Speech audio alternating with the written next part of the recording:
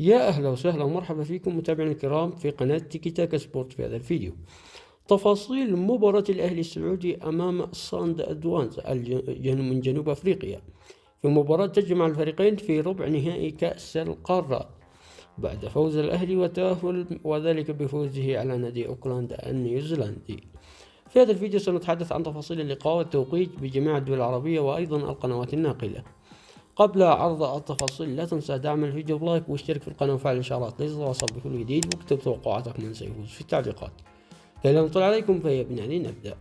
يلتقي الأهلي السعودي مع النادي صند إدوانز الجنوب الإفريقي ضمن كأس القارات ربع النهائي في مباراة يستضيفها النادي صند إدوانز على ملعبه في جنوب أفريقيا في ملعب لوفوتيس فيلد، وذلك بتاريخ السبت 2026 شهر 9 يوم 19.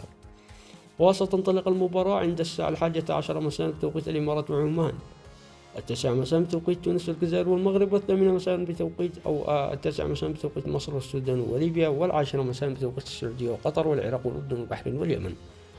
ومنقول عبر قناة MBC أكشن وعبر تطبيق شاهد في الباقة الرياضية.